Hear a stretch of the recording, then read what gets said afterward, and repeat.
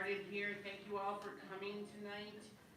My name is Marty Atkins. I'm the Adult Programming Coordinator for Peter White Public Library.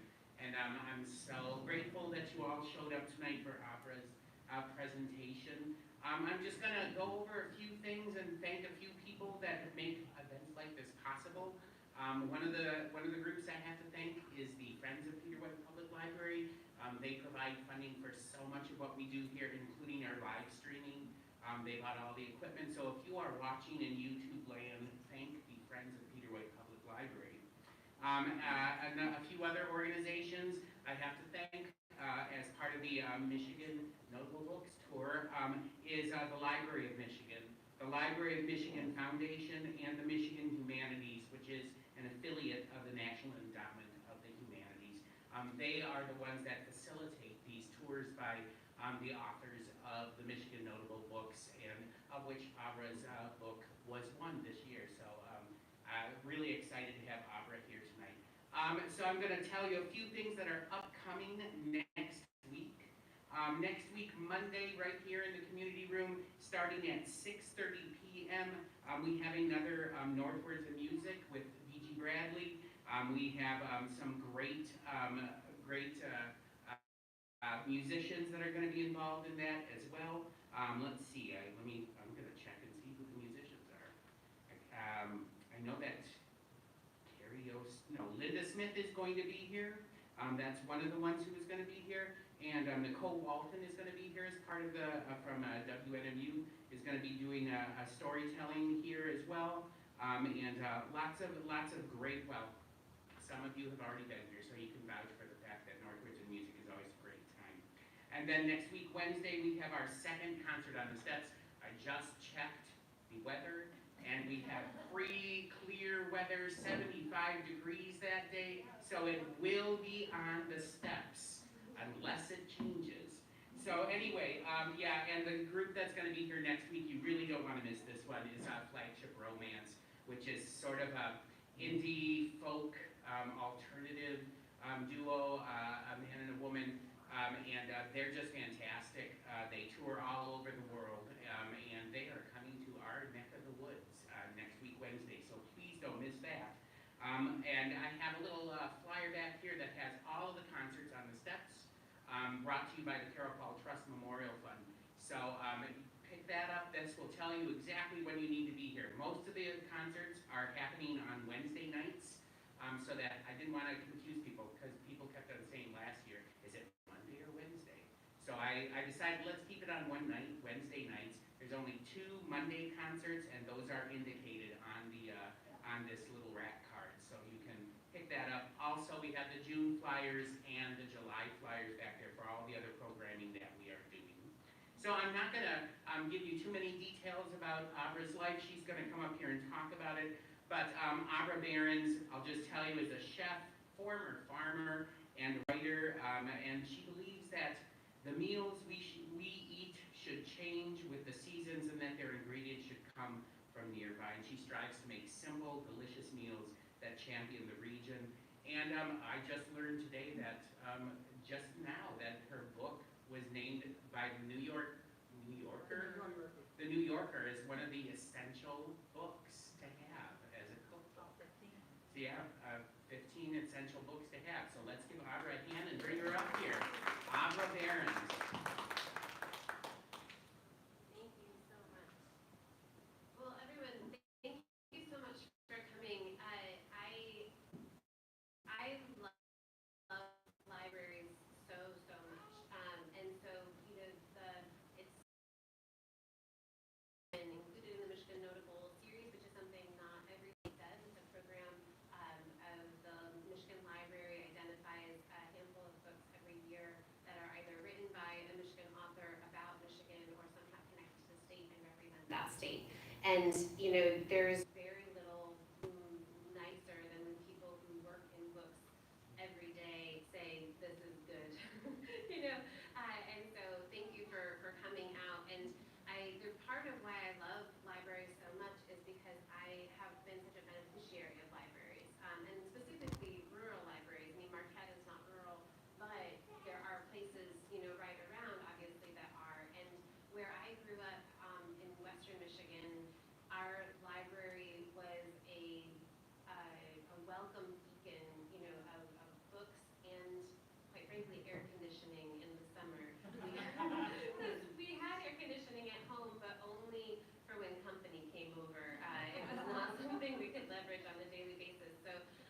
able to, to ride about 4 miles on my bike, and I just remember the feeling of always being welcomed there. And as anywhere from a 9 to 14-year-old, there were a lot of places that they were like, oh great, the teenagers are here again, and the library was never one of them.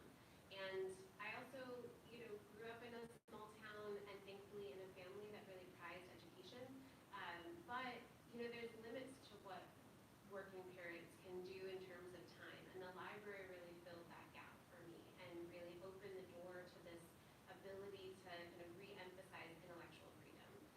And that is something that is very important to me, and that libraries across the country are really supporting. So by being here, by using your library, you are also supporting that, and I feel very grateful for that. So to talk a little bit about this book, so Pulp is the book that was most recently designated a notable book, and what we're talking about tonight. It is the third in the series, what we call the Practical Guide series. And to understand these books, they're really kind of a culmination of my entire career to this point. And that career started in Western Michigan. I grew up, my parents were both anesthesiologists, but my dad's family were pickle farmers.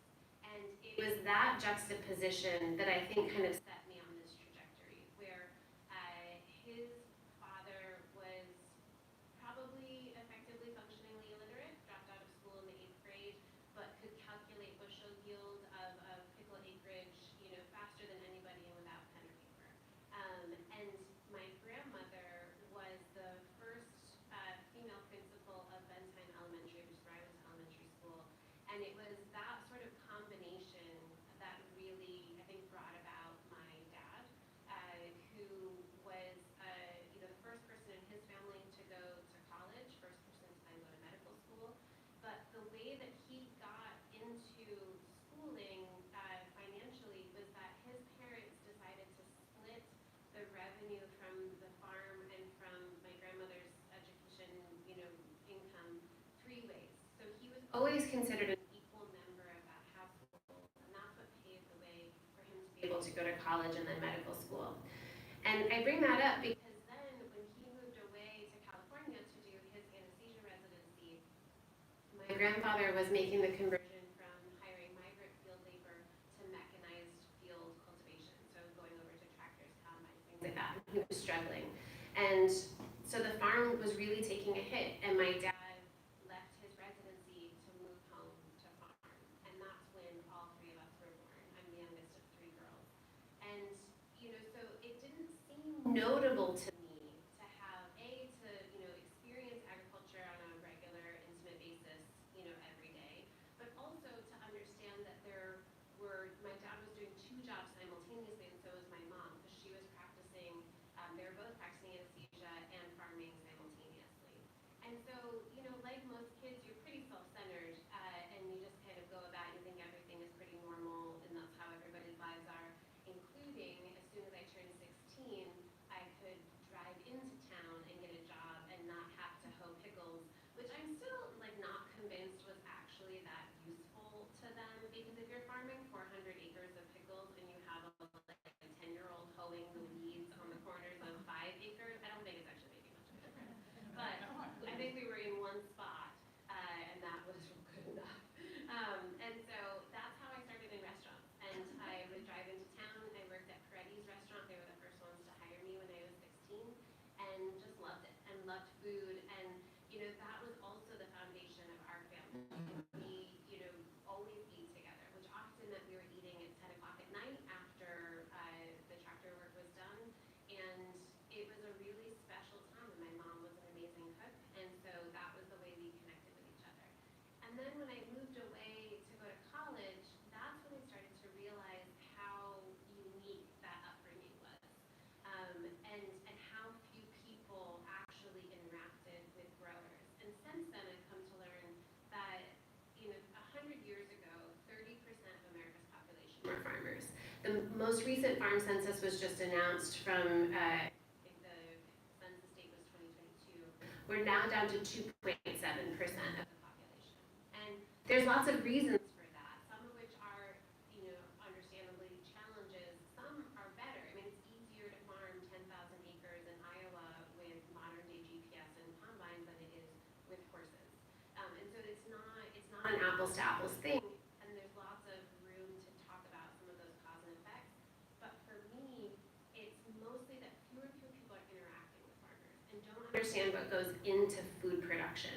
And so what I've always seen as being my North Star is how to use either a plate of food that I make at Grainer Farm or a recipe that's written or somehow connecting people back to the growers that's producing this food. And that's sort of where these books came in. So fast forward, go to college, started working at Zingerman's Deli, mostly because I wanted the discount. And it's like, one of those things, those little choices that you can make can really change your life. And I have often said that Zingerman's taught me the how and the why of what I want to do. And I feel indebted to Roger Bowser, who, took me from taking orders and running trays of sandwiches out to people to cooking in the kitchen and teaching me how to cook and then the why of cooking. But also Paul Saginaw, who was one of the founders of Zingerman's, who really showed me what a small business can do and the power that it has and the power that community can bring. I don't think I ever really understood that, even though I love restaurants from early on.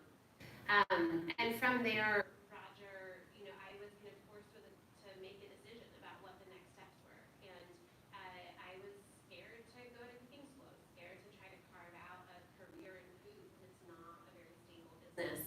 I had also gotten into the Peace Corps and was trying to decide between the two, but I had just started dating my now husband and was not super excited about leaving for 2.5 years. And Roger said, well, I'm tired of talking about this, as what some mentors will say. And he said, I think you should go to Ballymaloe, which is a cookery school in the south of Ireland. He had done his externship at Ballymaloe House, and he was like, it's a 12-week program. If you go, you'll be a better cook for it, and if you don't stay in food, it's okay. And that was really the next kind of big step or leap that really changed my life. And Ballymaloe was founded by Myrtle Allen, who was married to a farmer named Ivan Allen, and their farm started to struggle. And so they had this big old house, and she decided to let out the rooms, and in classic Irish hospitality, you had to feed people.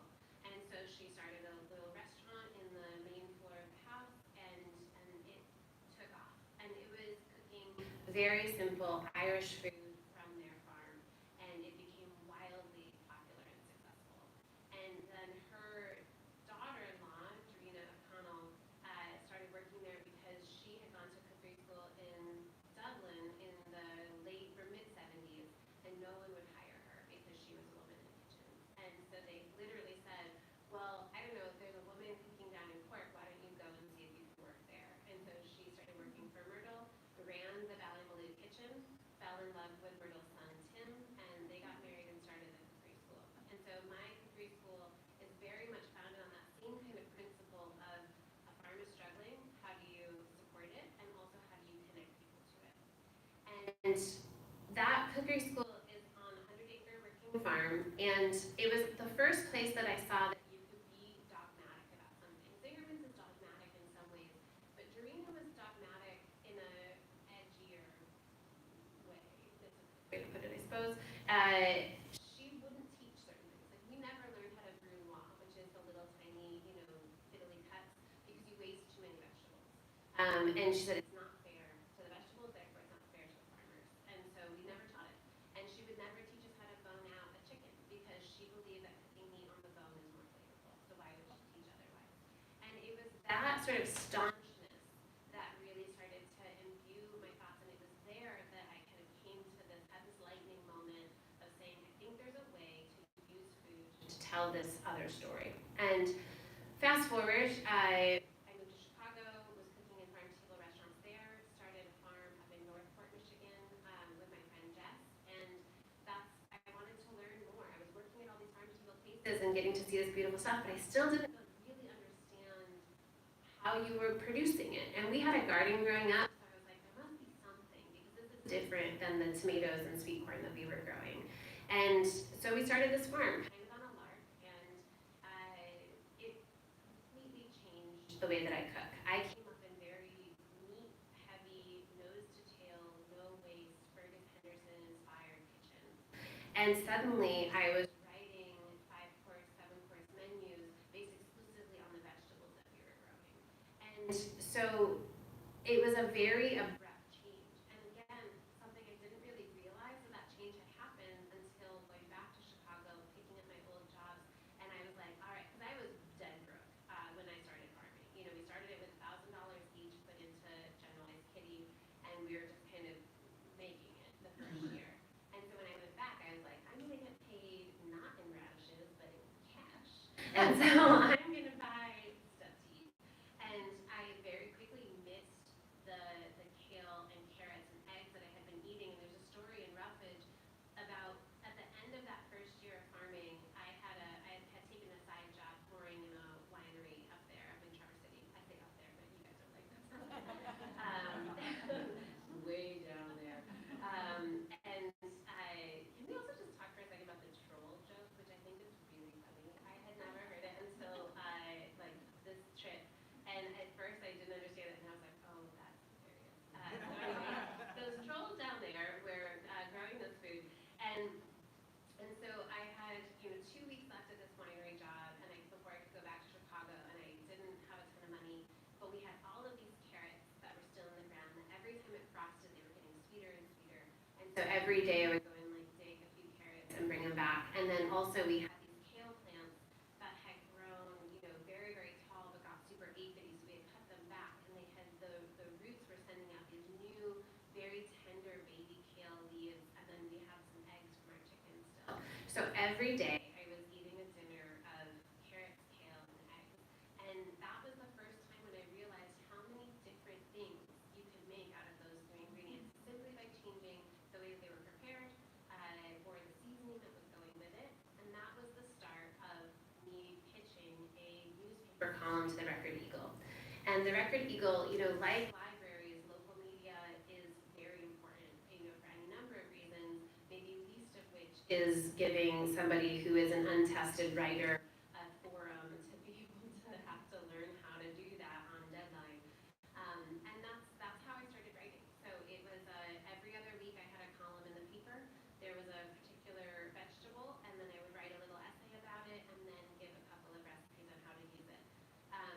It was intended to boost attendance to our lowest attended market on Wednesdays, which did not work, but the book came out of it, so it was a successful experiment nonetheless. And I really thought that Roughage would be kind of a collection of those articles put together, but it was a whole different project, and it was a much deeper dive and really telling the story of these first few years of farming, and then how to use these ingredients, all the things that we were talking about every week at our farmers market stands. And in truth, Roughage was the book that I wanted, that I didn't have when I was starting to cook these dinners at our farm.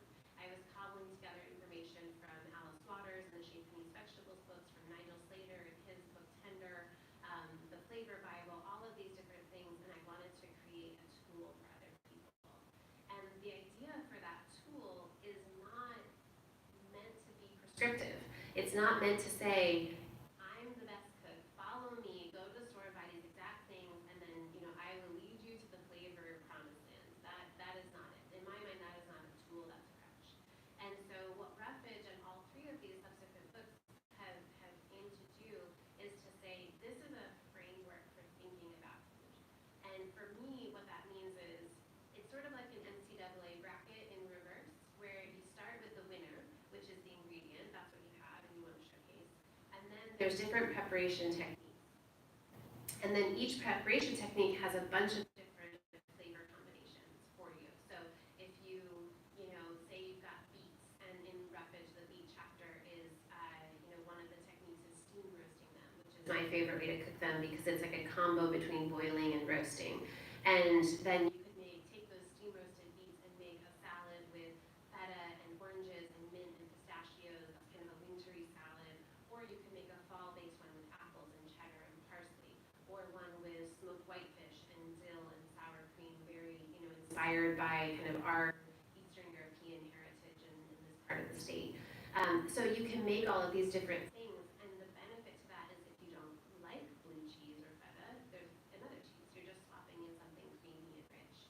Or Or if you don't have it, and like me, your grocery store is 25 minutes each direction away, and you don't really feel like doing a 15-minute drive, then you can feel liberated to take that thing and swap it around. And so that's the structure for Roughage. And how the subsequent books came out of it was that I just liked writing it so much that they let me do two more. And, you know, I was saying to someone, Grist, which is the book that was named an essential book, is the one that I think is probably one of the best. It has the most information in it, and it's information that I was learning along the way. Zingerman's has a learning rubric that I thought really blew my mind when I first learned it, which is the 4 levels of learning. So there's unconsciously incompetent, there's consciously incompetent, which is the worst one because you suddenly are so aware of all the things that you don't know. And then there's consciously competent, who you're suddenly feeling how you understand this thing and you can do it, and they're the best teachers because they're aware of what they're doing. And then unconsciously competent are the worst trainers. Maybe unconsciously incompetent are the worst trainers, but maybe second. So, and it's because they can't tell you why they're doing X, Y, or Z. It just comes naturally. And so I found that Grist is that consciously competent stage where I was learning all of those things. I was doing a lot of the research at the same time because I didn't understand why buckwheat, which has wheat in the name, is not actually a wheat. You know, and it was diving into that history and how to use these things and ingredients that kind of swap in and out for each other. The third book, Pulp, is the one that I always wanted to write because Michigan, it's sort of it's a love letter to our state, and all of them are very Michigan focused. But you know, grist, a lot of people grow vegetables around the country. Grains and legumes you can ship willy-nilly because they're dried. They don't require refrigeration. There are these pantry stalwarts that you can lean on at any time. Fruit is a fickle product, and Michigan is the second most agriculturally diverse state in the nation, and it is because of how much fruit we grow here, and that's because of our lakes. We were just talking about the Marquette effect, that you guys are a little bit buffered from some of the snow in the winter. Well, the entire west side of the state has that same effect, you know, and that's where so much of the fruit is grown. Everything from, you know, blueberries to figs to grapes and all of the tree fruits, cherries, you know, maybe the most notable. And I didn't realize, again, you know, maybe the theme is I'm a little bit daft when it comes to, you know, the things that are good about, about growing up here. It never occurred to me that other people don't have access to fruit in this way. And that, you know, when people say, oh, like, if you lemons, you make lemonade, well, you also make lemon curd and lemon pie and preserved lemons and all of these different things because you just have so much of it. And that's what I feel like we see in our state.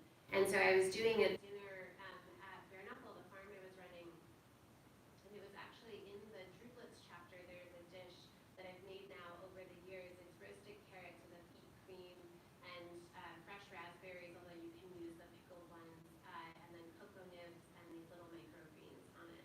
And the first time I made that dish, it was with these pickled mulberries, which mulberries are so beautiful. They don't generally taste like very much. And so I had pickled them to give them this like sweet and sourness to it. And somebody who was attending the dinner said, two things that come up a fair amount. One, I didn't think that that sounded good. It turns out I liked it, which is apparently like when people say, what kind of food do you make? I say, oh, apparently food that people told me sounds good, but actually is. And then the other thing that he said was, you use a lot of fruit in your savory cooking, and it had never occurred to me that was notable.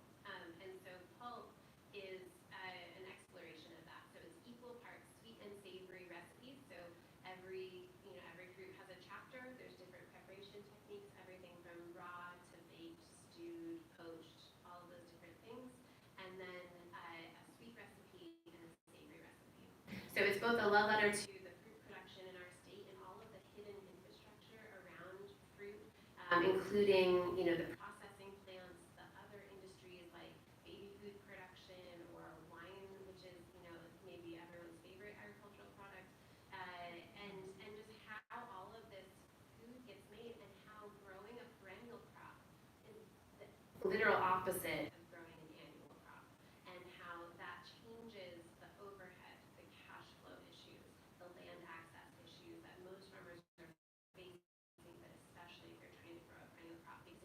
grow something that takes 30 years to come to maximum fruition, you need to be sure that you own that land, or that you're growing things that are going to sustain the changing climate that we're seeing in the next 30 years. So these are the conversations that fruit growers are having. And it's also a love letter to the restaurant industry. You know, that first job when I was 16 showed me this whole hidden work to me, and this hidden language and this camaraderie that I've only continued to build upon in the restaurants that I've been to and worked in. And so each book has its opening section, has effectively like a toolkit. And this toolkit is a baker's toolkit. So it's all of the cake batters, the Dutch baby batter, crepe batter, different fillings and custards and ice creams. The ice cream base that I learned from Sky Dingle when I was working in London that I use always for whatever fruit or whatever flavoring you're going to put in with it. All of that is there because those are the desserts that I make. They are kind of a carte blanche for showcasing the best of what you have around you or the thing that you need to use up. And so it is also a reflection on those years and getting to work alongside these people that helped teach me these ways. So that's what these books are. And I think for me, the cookbooks are a funny genre. I'm reading a book right now about Judith Jones, who is a legendary editor. She edited most famously Julia Child, but so many different things. And the argument of that book is that it was hard to understand her value in shaping American culture because so much of the food world has been relegated as non-literature. And I think that, which is, a lot of cookbooks are not literature, but they do hold this other place in culture itself. And I think that Kim Severson of the New York Times is famous for saying every story has a food angle. It touches everything we do, from the economy, immigration, climate, science, anything that you can come up with, food has a role in that. And so I think that as I am kind of going through this and thinking about what I hope that you'll take away from this talk and from these books is not only a couple of different recipes that are hopefully things you can have in your back pocket and lean on when, I imagine this area you guys get a lot of summertime visitors that pop up. And so we've found, I've always lived in towns that have a seasonal swell in their population, and one of the things we've learned as we manage people, I work at Greater Farm down near New Buffalo, Benton Harbor area, and when we have a new hire, we have to say, you will have to navigate entertaining people as part of your job because they will just show up. And so, even if you're used to working 50 hours a week, you won't be able to do it in the summer because you'll have people at your house. And so these recipes are definitely designed to be that sort of like, oh, someone just turned up, I can make something real quick. But I also hope that you'll take with you just the fact that there are people doing this work. There are interviews with different farmers and producers and people all along the food spectrum. And whenever I talk to farmers and I say, what do you want non-farmers to know about your work? Inevitably, they say something along the lines of that we're here, that we're doing this work. There's such a conversation about the hollowing out of rural America, and that I think in their minds leads to this idea that nobody is even in these spaces anymore, but also that they're smart, and that they're creative, and that they're doing this work because they believe in it. And a friend of mine who is a grower has said there is no such thing as an agnostic farmer. There might be farmers that have, wildly different ideas about the best way to be a producer, and if that's, small scale organic, if that is large scale conventional, they believe it wholeheartedly. And it is not a business that you go into for the margins. And so there's a reason for that. And that this work is reliant on people, consumers buying it, bringing it into their home, and hopefully sharing it at your tables.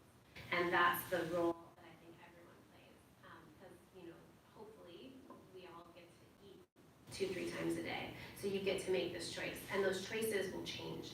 And there's a section in the introduction of Pulp that is talking about the difference between local seasonal and organic, and all of these different labels that are attached to food, and they often carry a lot of heaviness with them because food is incredibly personal, these choices, and it's very easy to feel shamed by, I should make this choice or I should do this. But it's all murky, you know? So I work at an organic vegetable farm, and we are organic because, I mean, frankly, it was easy enough to get the certification because the land was fallow beforehand, and so we didn't have some of those barriers to entry that other folks have, but also because we were a new farm, they were a new farm when they started it, and wanted to have that certification that has the teeth of the federal government behind it, to say this is what we practice here. We also buy fruit from Abby, who is interviewed in that book. She is a fourth-generation farmer. She is not an organic fruit farm because it doesn't work for their model. But I know her. I know her dad.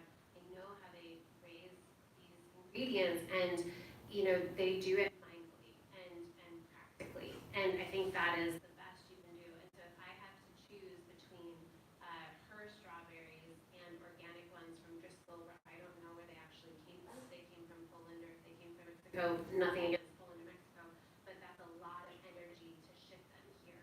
I'm going to buy Abby's, and it's not black and white. Somebody might say, no, only organic because it's better for the growers because they're not handling some of those chemicals. That's a fair point, and everybody has to make those decisions for themselves. In the same way that you have to decide, what are you going to make for dinner tonight based on what's in your fridge, you have to make those food choices for yourself based on what you prioritize. And I don't believe that there's a wrong answer. I think the virtue is in the choosing. And so that's what I hope that these books take away. That's kind of a heavy ask for a good book. And so if you are only going to remember one thing from tonight, I hope that you remember the cobbler recipe. And it's very easy to remember. It's Roger's cobbler recipe. So again, chef now managing partner at Zingerman's, this is what he learned to make. And it's a cup of flour, a cup of sugar, a cup of milk, and a tablespoon of baking powder. The baking powder is critical. So don't forget it. And then if you just whisk that up, I usually put 2-3 pounds of fruit. It can be any fruit you want. I tend to prefer peaches and blueberries together, and I often buy frozen fruit for this, especially in the wintertime, because it's a really big part of our fruit sector. But you can do it with anything. Pour the batter over the top. You will feel the weight of him watching over your shoulder if you do not put a stick of butter around the top. I don't even know if you're in Florida, he'll know somehow. And especially in the corners, because it makes the corners nice and crispy and crackly and golden brown. And then I usually, he doesn't, but I do sprinkle a little bit of extra sugar over the top for a kind of crunchy topping and a little bit of salt. And then just bake it at 350 or whatever your oven is at. It adapts. And it is delicious. And it's so simple, and it just really showcases that fruit. And it will soak up the extra juice. If the fruit is juicy, it will lend itself to drier fruits like apples and pears and things like that as well. So make good choices and make the cobbler. That's my mission today. So, and are there any questions that you all have or things that you want to talk about tonight? Yes. Okay, quick one on that cobbler recipe. So the thing that holds me back sometimes is I think I have to make it be like a pie filling. So you can just put fruit in without making it thicker. Yeah, because the cobbler it's like a pancake batter, and so it will soak up any additional juice in that way. And maybe we tossed that fruit in some flour and sugar a little bit and then put it in there. I don't do that anymore. I can't even remember if that's what we did too. And yeah, and it just kind of soaks up. A friend of mine who's from the South has said that is not a cobbler. It's apparently a dump cake, which I refuse to say with any degree of sincerity. Like, That's not right. I'm from the South. oh yeah? Yeah. Is it? That my mother-in-law and grandmother used to make the cobbler that way. Oh yeah. All right. So I'm gonna call that person right after With this. the butter in the corner, maybe that's a new Okay. Yeah.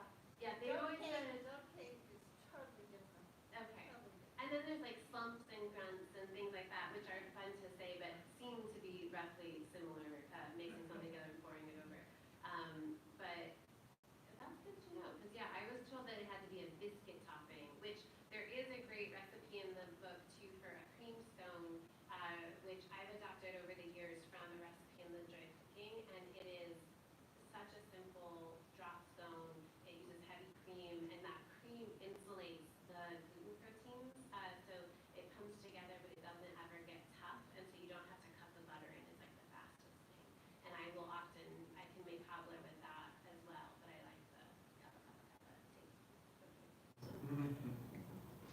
other questions? Did that answer your question? You did. Sometimes somebody asks a question and it's like, woo, way over a field.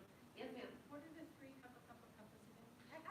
Cup of flour, cup of sugar, cup of milk, Oh, yeah, tablespoon of baking powder. Yeah, and you can use oat milk or other things like that if you're avoiding animal dairy. Roger will also yell at you about that, but it's just there's a long list of things if you will holler about it. No, and I pretty much use whatever in my fridge. I've made it with buttermilk, and it gets a little bit fluffier with the buttermilk because of the acidity interacts with the baking powder, but yeah, it's pretty adaptable. How much fruit again? It's pretty much whatever will fit in the baking dish. I think it's like 2 or 3 pounds is what I tend to do, but yeah, I do it as a baking dish and then just, throw some in there. And if it has more fruit, it'll be fruit heavy and less crust, and if it has less fruit, it'll just be more battery, more cakey. Yeah. And on the savory side, since the book is about savory, somebody was doing a talk last night and someone asked, like, what's the go-to with that? And I think the reason I love fruit in savory cooking is it feels like this little bit of excitement, or this little, I don't live a very exciting life, so maybe that says something, but, just these like little twists that lend color or sweetness or acidity or tang. And my favorite thing to do is, apples are such a versatile fruit, and thankfully, because we have them for 6 to 10 months, depending on where you are in the state. I like to do like a big sheet of roasted roots in the fall generally. So, carrots, parsnips, rutabaga, a little bit of onion, and then, I'll wedge up apple. And there's an infographic in there about different ways to cut an apple. I like to cut it into quarters and then cut the seeds out at a 45-degree angle. And then just dice them up and throw them in there to roast as well. You can do it, you can put a pork loin on that if you are eating pork, a chicken over the top, or just on its own. Sometimes I'll throw some chickpeas or buckwheat or something like that in there to add a grain. And it's just more than the sum of its parts. And what I love about that is that the apples end up looking very similar to the potatoes and the rutabaga, but then you bite into them and they're like sweet and tangy and a totally different texture, and it's just a nice change of pace. Those are the 2 I would take away. Any other questions? Just a comment, it's interesting, all of a sudden I'm getting some awareness of, I have a tendency to avoid ordering food that has, savory food that has fruit in it. Mm-hmm. I just do, I'm just like, Well, because usually it's weird, and like, I lived near Traverse City for a long time, and like, the sheer number of things that have had cherries jammed into them is like a very, very long list, and not all are appropriate. And so, yeah, I think it's reasonable. I think that the best thing you can look for is, does it feel like it's compatible? Sometimes, like, remember when mango salsas were like a thing, and it was like everything had a mango salsa on it, but you're like, this is a, white fish from the Lake Superior. I don't see how those things go together. So sometimes that'll be kind of my weeding out process, or often too, if they're like roasted down, and they can kind of become a part of something, that will change it too. And that's the other question that usually comes up is people say, fruit has this sort of dichotomy where people say, why do I need a cookbook about fruit? You just eat it, which is true. But oftentimes, I think about this with peaches, that like if there were a way to be able to actually tell if a peach is going to be good when you buy it, I would patent it and then I would retire here to Marquette. Because you Better can go to smell South them. Carolina and pick them off the tree. Fair point from the Southern girl in the front. And so, yeah, and that's true. And it's probably a fair argument to say that peaches are better from South Carolina and Georgia, but to ship them here, what do we lose in that? So yeah, or we can ship ourselves down to South Carolina. But I find that if you have a peach that is just perfect, just pour a little bit of heavy cream on it, maybe serve it with it, and that's it. And that is maybe my favorite dessert in the summertime. And if you have it and it is not perfect, that's where you get be a little bit of an agent for this food. So grilling peaches, that's the one I find to be one of the best things to do with those peaches that are both somehow like rock hard and a little bit bland. That grilling, it caramelizes the sugars, it brings out those flavors, it softens the flesh of the fruit, and it lends this kind of savoriness from the smoke that pairs well with other things that are savory. You can also pickle those things, and this is, I grew up on a pickle farm, but this is a different type of pickling. The way that I pickle fruit is, and there's a recipe for it in the book, is make a very dark caramel, and I usually do a dry caramel. So you put some sugar into a pan, turn on the heat, and it will start to brown and bubble, and then you kind of swirl it around. So you don't have to worry about like the water and the crystallization on the side. Just let it go. You want it to smoke. You want it to be a very, very dark caramel. And then you pour a bunch of vinegar into the pot. And that's what's making called a gastrique in restaurant kitchens. That's what we would call it. And then you bring it to a boil. The vinegar will dissolve the caramel. And then you have this like super intense sweet and tangy liquid that you can then pour over your fruit, and it just elevates the flavor of either of those things. Brown sugar and vinegar together is something that I often will kind of, if I make like a, it's like sometimes I'll braise pork or something, and it's just like sort of average, or like I feel this way about, that's why I don't have a crock pot anymore. I feel like everything I made in a crock pot just tasted all exactly the same, no matter what was in it, and not very good. And so I need to like take a crock pot class, as it turns out. Or brown sugar and vinegar over the top is like adds a lot to anything, and that's kind of what you're doing. Yes, ma'am. Have you ever made curried peaches? It goes good with vanilla ice cream. Ooh, and that's the other thing too. There's a vanilla ice cream is a wonderful component for a lot of different things and savory things. One of my favorite recipes, and it's my favorite photo to shoot in the book, is a melon sundae. So it's a half a melon that you hollow out the center and then pack with ice cream and then olive oil and black pepper and a little bit of salt over the top. And my dad, who our desserts, I grew up near Hudsonville Creamery, the original one, and so yeah, it's really good ice cream. And as kids, we were told we had to ride our bikes over to the creamery, which is right next to our library, get the 3-gallon, the round ones that you have at like an ice cream store. That was what we were allowed to buy one. Each of us could buy one for the summer, and it would go into the freezer, and that was all the ice cream we were allowed for the summer. So it was on us for how fast we ate it. And usually there was a vanilla, and so our desserts were generally just a parade of different fruits with vanilla ice cream. And my favorite was when melons would come into season, and so instead of being in a bowl with ice cream and fruit on top, the fruit became the bowl, and then we would just sit outside and eat it. And so this is kind of a play on that. And I told my dad about it, and he said that it sounded bad, but then he ended up liking it. So again, here we are. And the funny thing about the photo, Roger introduced me to these. They're a variety of melon called a Minnesota midget, and they're tiny melons, and that's my favorite melon to make these sundaes with. Well, we didn't have those when we had to shoot the photos for this book, and so I bought a regular melon from the store. It takes a full 2 quarts of ice cream to fill half of a regular melon, and I'm very cheap. And so I then, after the shoot, we were kind of like surrounded in sweets from all these photo shoots.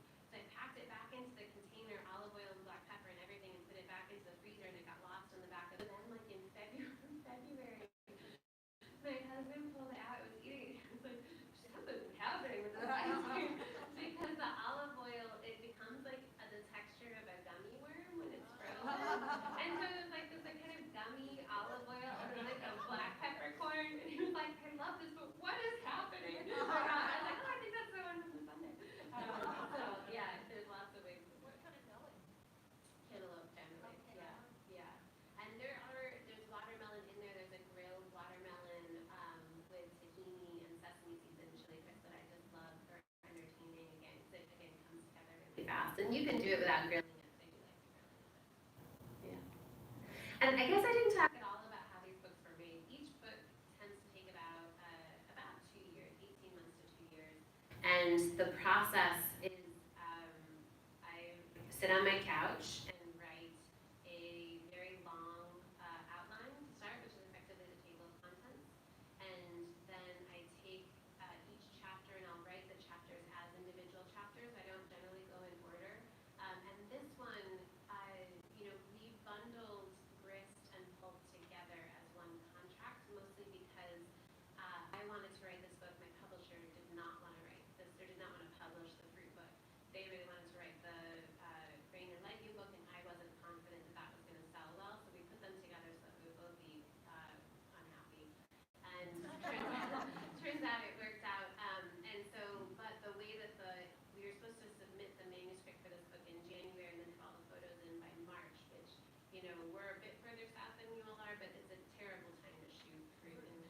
so this book was, I submitted the manuscript about 6 months earlier and then was editing it while we were doing the photo shoots. Usually you submit the manuscript, get it approved, and then you do the shoots. And all 3 of these books were shot at my house.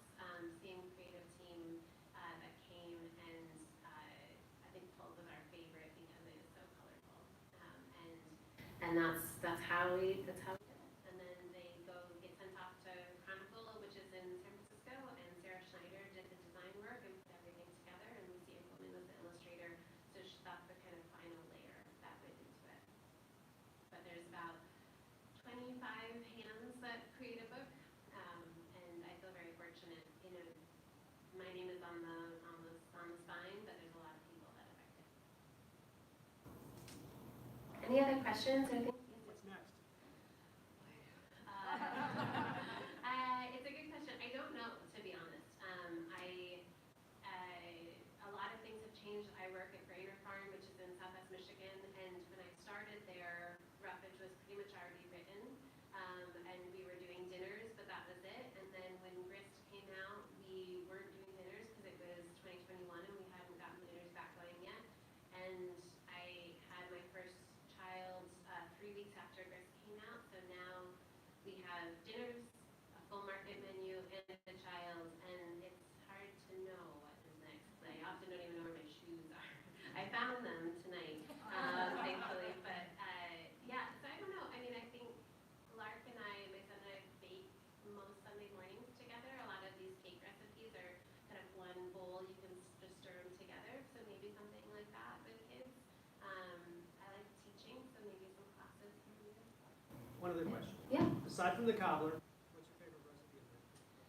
I mean, I think favorite, if you were saying favorite in terms of like which one feels the most me, I think that roasted carrot with the raspberry and the beet cream is one that I've made over the years. It's very rare to repeat a dish for me, and so that combo I've always really liked. But the one that I probably use the most, which is another way to identify a favorite, is the clafouti recipe, which I learned as a cherry dessert, but in the book it's plums, and plums are probably my favorite fruit. You know, like every fruit has its. I mean, I also really love apricots.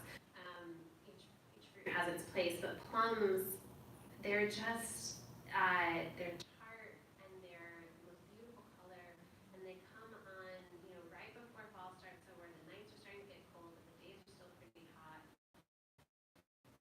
And they have a pretty long season. They swing sweet and savory. There's a recipe for a ginger plum sauce, which is based off from an American Spoon product that they used to make ages and ages ago that they don't make anymore. But my family, my dad is a hunter, and my mom at one point was like, she put a moratorium on domesticated meat because we had so much game meat in the freezer. So there was like a real rough, like 3 years of my childhood that was only game meat, and it was like, and that ginger plum sauce is really good on venison, grouse, teal, woodcock, and squirrel, as it turns out. And it's just, you know, so that's probably my favorite preserve. And there is a recipe in the book of pork shoulder braised with cream and plums, and it's a play on the French. The French never cook with fruit in a savory component, but there's a pork avec prune, which is pork that's slowly cooked with these prunes. They kind of melt into the sauce, and that recipe is an adaptation from Marcella Hazan's pork shoulder braised in milk, which is a very like classic dish, but the milk splits, which is it's normal. You serve it with the curds, but I've never liked that texture that much. Turns out if you use cream, it doesn't break because there's less protein in it, and so it's this like creamy. It looks terrible when you photograph it, so there's no photo in the book because it is brown. It is like that lovely, you know, hearty brown, but it is sweet and sour from the plums, and then creamy from the milk, and then the richness of that pork. I really love it. So that's like 5. I lost track. Yeah, me too. I just kept going. You know? Yeah. Any other questions? I've been to Traverse City, you know, I grew up downstate, but where are the Yeah, that area? they're a smaller crop for most folks. So usually if someone is a tree fruit grower, they have some plums. And my favorite plums are my neighbor Gene Garthy, who's interviewed in the book. He has a couple of trees by his great-great-grandfather, is the one who immigrated and settled, and it's just a tree that's by their barn. He doesn't know what variety they are, but they're delicious. And that his interview is, I'm pretty sure it's in the cherry. I mean, it's in the quince chapter because he's a cherry and apple grower, but he has about a quarter acre of quince that he planted for American Spoon. And so it's mostly about the scale and cash flow of farming in that way. And he has a few plums. Abby Schilling, who's interviewed, does some plums, things like that. Yeah, and ironically, people are saying in Traverse City, which is where I spent more of my time, a lot of the cherry orchards are being pulled out, and everyone says, "Oh, we'll just flip it to grapes," but it's not as simple as that. And one of the crops that people are starting to put in is more plums because plums and apples are doing pretty well and are expected to do well over the next 30 years. But there's less of a secondary market for plums than there are for, prunes are really the secondary market for plums. Yes. In the same vein as a third question, you had mentioned figs as a Michigan product. Mostly downstate, and usually where there's some sort of season extension because they can be dwarf grown, or that like high density planting that they're starting to use with apples. And so it's places where they can protect them and grow them very densely. Is that even your question? I kind of interrupted. I'm sorry. Well, yeah, so you're saying coastal southwestern Michigan. Yes. Mm-hmm. Yeah, and there's a lot of figs. There's the Chicago fig, which was developed by the University of Chicago, which is ironic because the University of Chicago is not Illinois' agricultural school. Each state has a designated ag school. Ours is Michigan State. Illinois is University of Illinois, mostly at Champaign-Urbana. But the University of Chicago developed a Chicago fig that is more frost hardy, that can grow in that area.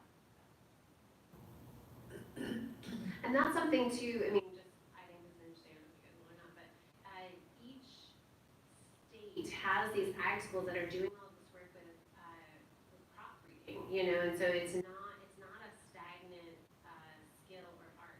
There's continued development, and the wild rice chapter in Grist has an interview with a wild rice forager, and who's talking about the displacement of true wild rice from the University of Minnesota has developed a cultivated wild rice, but they're grown in the same places.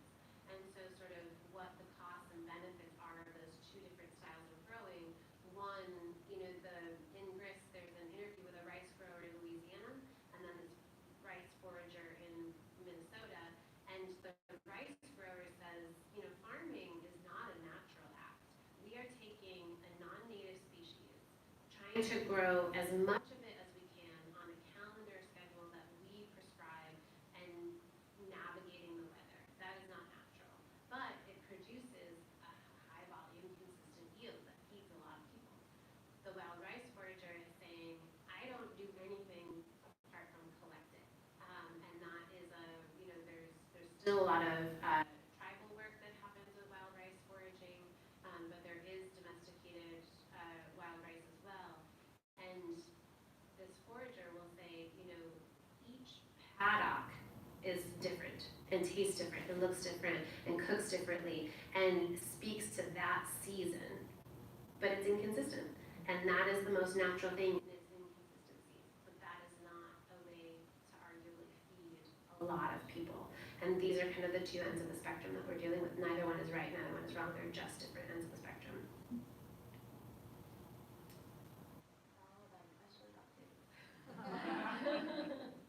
Well, thank you all so much for coming. And again, Marty, thank you for organizing this. I think that there's a survey. Yeah, I was just gonna come up. We do have a survey that they asked us, the Library of Michigan asked us to have people who show up for these presentations fill out. It's back there. It should take you just a couple minutes. If you could fill that out for us, we can bring people like Abra, Berens back to the library for more presentations. And this is not just a tell us that you like this situation. Apparently, I just learned this, and maybe you could actually speak to it. the majority of Michigan has been designated a cultural desert. Have you heard this? Yeah. And so it's this like sort of rubric that doesn't make sense to me, but what that means is that there's funding that's available to help bring more programming out.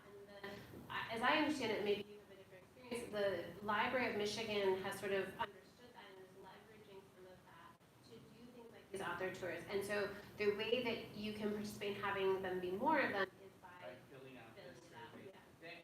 The same goes along with this new establishment of a poet laureate of Michigan. That all goes into that, and that Library of Michigan is the one that sort of oversees those kinds of programs.